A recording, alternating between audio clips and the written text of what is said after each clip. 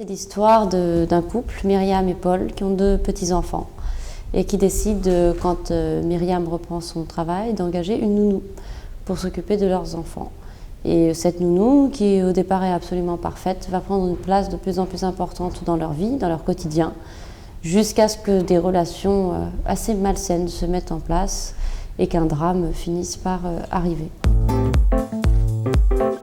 C'est pas du tout pour parler de la bourgeoisie parisienne, parce que dire ça, c'est d'une certaine façon nier à nouveau Louise et l'invisibiliser, encore une fois la domestique, l'employée, la prolétaire.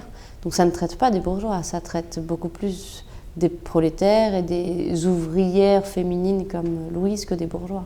Les bourgeois, on les voit à travers Louise et à travers son histoire, mais c'est elle le personnage principal.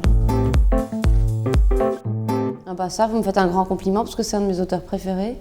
Je l'adore et c'est vrai qu'il m'a toujours beaucoup inspiré. D'abord, ces personnages de femmes m'ont beaucoup inspiré, ces femmes très torturées, très dures, très sombres. Et puis son rapport à l'enfance, c'est quelqu'un qui a très bien parlé de l'enfance, des enfants, qui a très bien décrit les enfants. Donc oui, c'est sûr que je suis très influencée par Mauriac. Alors si je peux être dans son sillage, tant mieux.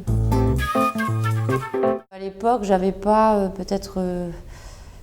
en main les choses qui m'auraient permis de développer ça ici.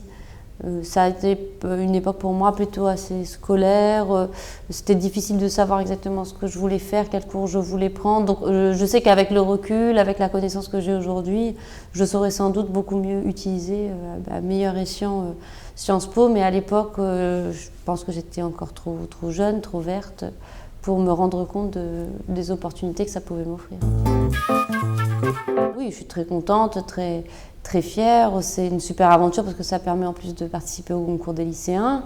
Ça donne une visibilité au livre qui est extraordinaire. Et puis être reconnu par ses pairs, c'est quelque chose d'important aussi. Moi, j'ai eu un succès critique et public pour mon premier livre. Et là, c'est vrai que le fait d'avoir des écrivains que vous admirez, dont vous admirez le travail, qui vous disent que ce que vous avez fait, c'est bien, bon, bah, ça vous donne l'impression que vous n'êtes pas totalement un imposteur. Sciences Po.